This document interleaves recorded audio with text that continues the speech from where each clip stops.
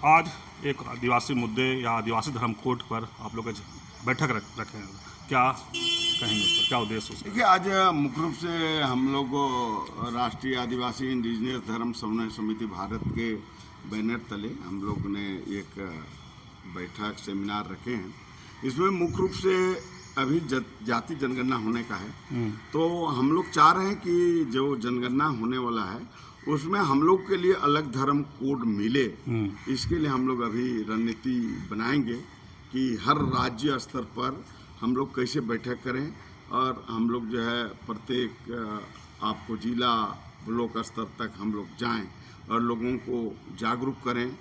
ये मुख्य मुद्दे हैं। दूसरा जो है, अभी जनगणना होना है तो उसमें मुख्य रूप से 3 चीज़ पर हम लोग फोकस मार रहे हैं कि भाई आप अपना धर्म लिखें। अब जो लिखें, अभी हम लोग बहुत विवाद में नहीं जाएंगे। आप आदिवासी धर्म लिखें, सरना लिखें, सारी लिखें, आपको गोंडी लिखें, हम लोग को कोई आपत्ति नहीं है, लेकिन आप लिखें। और दूसरा जो है, आप अपनी भाषा जरूर लिखें, चाहे संथाली हैं, उरांव हैं, मुंडा हैं, चाहे गोंड हैं, भील है, जो भी हैं। और तीसरा अपना जाति लिखें। इसके लिए हम लोग गांव स्तर पर जागरूक करेंगे, क्योंकि टैब में अगर जनगणना होगी तो पढ़े लिखे लड़का लोग को प्रत्येक गांव स्तर पर हम लोग 2-2 लड़का का अभी से ही चयन करेंगे कि जनगणना करने जो आएगा उसके साथ ही लोग रहेंगे, ताकि गड़बड़ी ना हो। कांग्रेस भी सरना कोड की मांग कर रहा था, जोरों शोरों से अपनी बातों को रख रहा है, तो कांग्रेस तो देखिए, सबसे पहले कांग्रेस तो 1961 में हम लोगों का जो अलग धर्म कॉलम था, जैसे हिंदू मुस्लिम सिख ईसाई जैन बौद्ध को अलग गणना होती है वैसे गणना होता था, तो 1961 में तो कांग्रेस ही हटा दिया। झारखंड में 2004 में हम लोग जाति प्रमाण पत्र में धर्म लिखने का कॉलम था, उसको 2006 में कांग्रेस के कार्यकारी अध्यक्ष बंधु तिर्की ने हटा दिया। तो अभी झूठ मूठ का ये लोग फैला रहा है कि अन्य धर्म कॉलम भी हट गया। तो इस तरह के ये लोग समाज को गुमराह कर रहे हैं। चूँकि देखिए, ये राष्ट्रीय मुद्दा है, अखिल भारतीय कांग्रेस कमेटी में ये कोई निर्णय नहीं लिया गया है, एक राज्य का ये मामला है नहीं।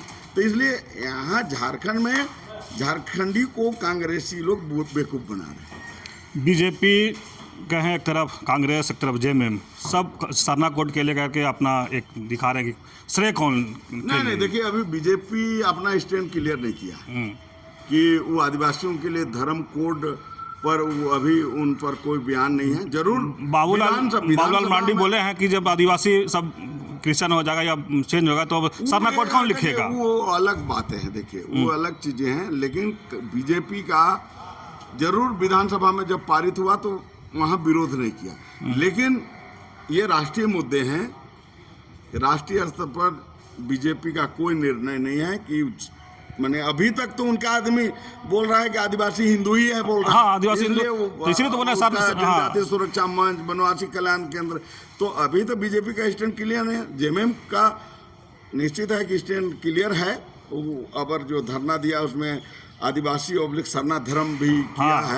दोनों बोल रहे हैं। लेकिन हम जेएमएम से खास रूप से 2 बातें का अनुरोध कर रहे हैं कि आप अलग धर्म कॉलम तो कर दिए हैं विधानसभा से, आप जो है जो जितना झारखंड का फॉर्मेट है, चाहे वो जाति प्रमाण पत्र हो या आपको मैट्रिक का हो, इंटर का हो, बीए का, एमए का हो, नौकरी में, इन तमाम में आप जो है 7वां कॉलम दीजिए और झारखंड में सरना धार्मिक न्यास बोर्ड बना दीजिए। ये हम लोग जेएमएम से मांग। आज का बैठक जो है आदिवासी धर्म कोड का जो मांग कर रहे हो, कितना सार्थक होगा दादा?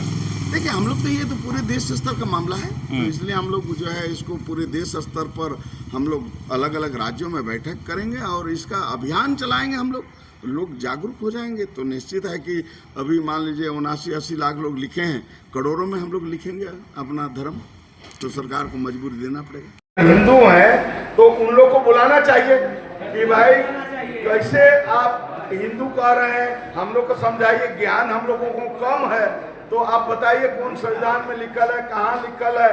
तो इस तरह से हम लोग जो है उनको बुलाएंगे। तो ऐसा हमारा प्रस्ताव है। दूसरा जो है प्रस्ताव में आया कि जिला स्तर पर हम लोगों को जितना समुदाय है उसका एक समन्वय समिति बनाना चाहिए। हर जिला स्तर पर हम लोग को सब जितने भी, चाहे वो 100 संख्या हो, 50 हो, उनको जरूर बुलाना है हम लोगों को। और दूसरा जो है हम बंगाल से खास रूप से बोलेंगे और छत्तीसगढ़ से भी और मध्य प्रदेश से भी कि राज्य स्तर का बैठक आप लोग जरूर जो है तय करें, ताकि ये आंदोलन को हम लोग आगे बढ़ा के चल सकें। मेरा एक विचार है, आप तमाम लोगों को चिंता के लिए हम छोड़ देते हैं।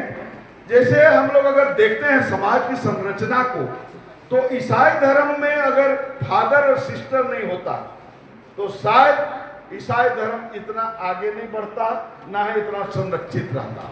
मुसलमान धर्म मौलवी और मौलाना नहीं होता तो उतना संरक्षित और उतना सुरक्षित नहीं होता। हिंदू धर्म में भी बहुत सारे लोग हैं जो धर्म के काम कर रहे हैं। हमारा समाज में ऐसा नहीं है, लेकिन आप हम लोगों को ये सोचना पड़ेगा कि हमको कुछ समाज में, जैसे राष्ट्रीय स्वयंसेवक संघ बनाया समाज की सेवा के लिए, उसी तरह से हम लोग जो नाम दे आदिवासी स्वयंसेवक हम लोगों को तैयार करना पड़ेगा। और ये दो तरह का होगा, एक फुल टाइमर होगा और दूसरा कि कम से कम महीना में 4 दिन समय दे, प्रत्येक सप्ताह 1 दिन समय दे कोई एक अगल बगल गांव में, तभी हम लोग आगे बढ़ पाएंगे। क्योंकि हम लोग अधिकतर ये देख रहे हैं कि मीटिंग में हम लोग जाते हैं, आता है लोग, कोई गांव नहीं जाता, बड़े बड़े भाषण देते हैं, कोई गांव नहीं जाता है, तो कैसे आंदोलन आगे बढ़ेगा। इसलिए हम लोग ये शुरुआत किए हैं। हम लोग लातेहार से अभी हमको करीब 28 कार्यकर्ता मिला है, जो 4 दिन 5 दिन 10 दिन टाइम देने का बाद कहा है, उसमें ऑनलाइन हम लोग रहेंगे। उसी तरह से हम लोग रांची क्षेत्र में भी, जहाँ जहाँ भी, और हमारा तो उद्देश्य है कि हम लोग भी एक अब नागपुर की तरह छोटा नागपुर में एक केंद्र बनाएंगे, जो फुल टाइमर कार्यकर्ता होगा उसका एकदम ट्रेनिंग से कैंप बनाएंगे, उसका रहने का, खाने का, जीने का, घूमने का, फिरने का, दवाई बीरा, कपड़ा लता, जितना जरूरत होगा समाज उसको उठाएगा। जो ऐसा कार्यकर्ता हम लोग खोजेंगे तभी ये समाज का हम लोग आगे बढ़ पाएंगे, ऐसा हमारा सोच है। और इस दिशा में हम लोग जो है एकदम आगे काम करेंगे। दूसरा जो है, हम लोग राष्ट्रपति से हम लोग ऑलरेडी पत्र दिए हैं, अभी तक समय नहीं मिला है। करीब 25 लोगों का हम लोग पूरे देश से दिए हैं। हम लोग राष्ट्रपति से भी मिलेंगे, गृह मंत्री से भी हम लोग जुगाड़ टेक्नोलॉजी लगा रहे हैं कि गृह मंत्री से भी मिले, उसके बाद प्रधानमंत्री से भी मिले। इस तरह का हम लोग जो है करेंगे।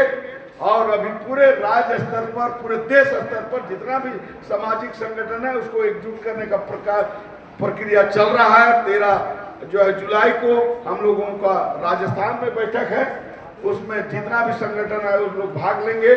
झारखंड में हम लोग 12 अक्टूबर को करेंगे, जो पूरे देश से लोग आएंगे। इस तरह का है। तो झारखंड में 2 मुख्य आंदोलन चल रहे हैं। एक पेशा नियमावली अभी तक नहीं बना है।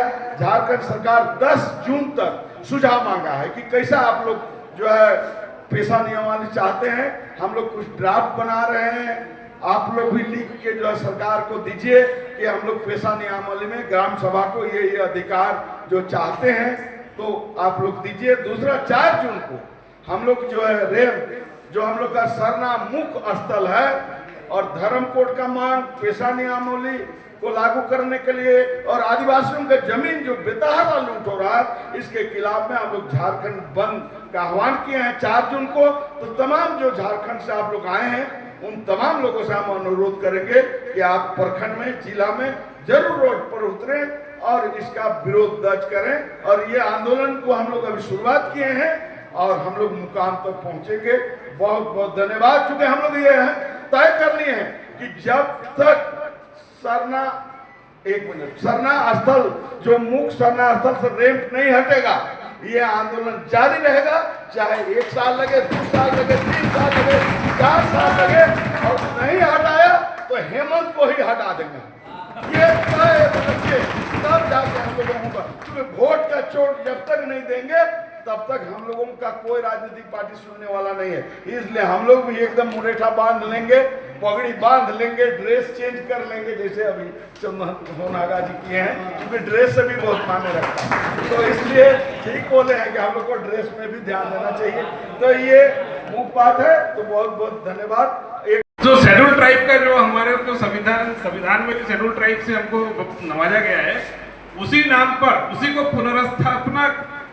स्थापित करने के लिए हम अगर आंदोलन करें, आंदोलन नहीं, उन्होंने कहा था कि अगर जनगणना में हमारा कॉलम नहीं तो हम जनगणना भी नहीं करेंगे। तो ये बहुत अच्छी इनने राय दी है, क्योंकि अभी समय की मांग के हिसाब से ये है कि हम पूरे देश के लोग दिल्ली में जाकर एक प्रेस वार्ता में ये रिलीज कर दें और सरकार को बता दें कि जनगणना तभी होगी आदिवासियों की जब हमें धर्म कोड मिलेगा। और ये मेरे तरफ से मेरा प्रस्ताव है, आप लोग क्या समझते हैं इस बात को, उसको देखिए। अगर पूरा देश अगर इस जनगणना को बिना कोड के नहीं करने के लिए अगर राजी हो जाता है और अपनी बात यही रखता है कि जब कोड मिलेगा तभी हम जनगणना में शामिल होंगे, तो मेरे ख्याल से बहुत अच्छा एक तरीका होगा, एक विकल्प होगा हमारे लिए। क्या कहते हैं प्रधान जी इसके लिए, आप भी बोलिए। ये कर सकते तो ये बहुत बड़े मुद्दे छेड़ दिए हैं। इसमें दो बातें हैं, चीजों को समझिए।